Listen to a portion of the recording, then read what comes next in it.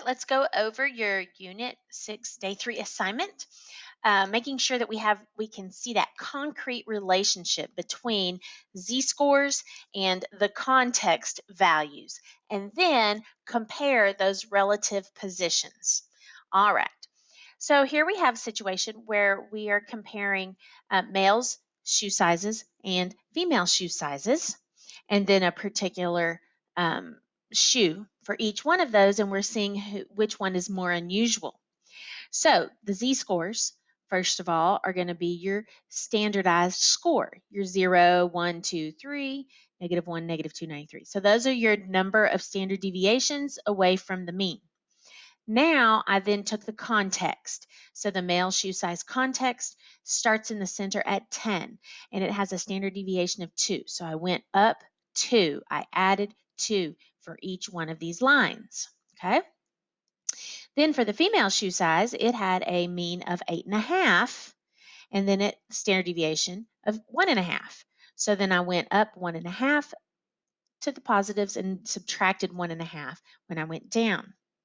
Now, then the question, the first part A says, mark where a male who has a shoe size of 15 is located on the above distribution with the letter M.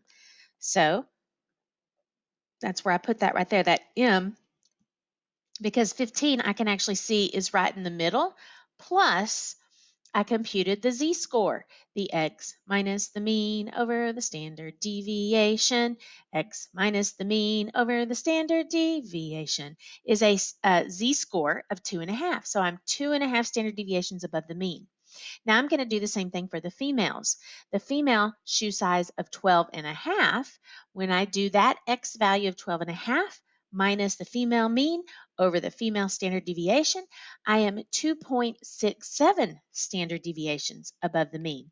So when I put that letter F here on this picture, I can see that that female shoe size of 12.5 is actually more unusual than that male shoe size of 15 relative to the perspective gender's shoe distribution. Okay, so female shoe size of 12.5 is more unusual than the male shoe size of 15.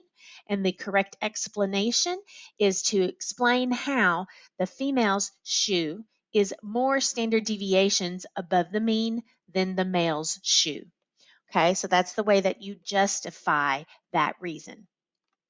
All right, next we've got books versus magazines.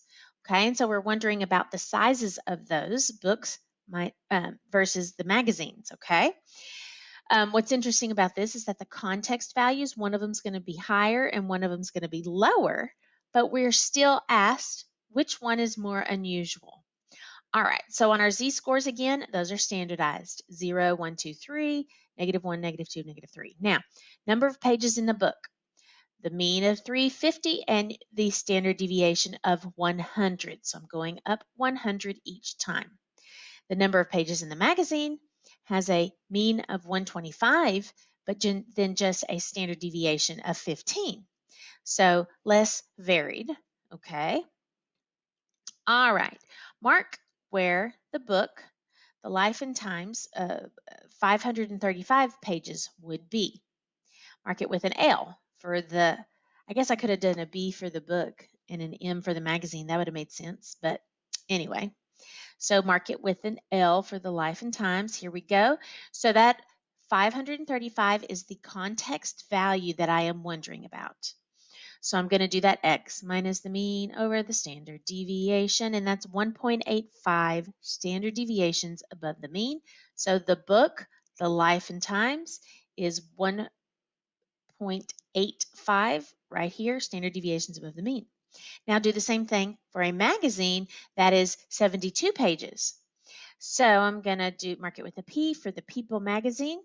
And so I'm going to do my X value of 72 and compare it to its mean over the standard deviation. It's 3.5 over, a little over 3.5 standard deviations below the mean.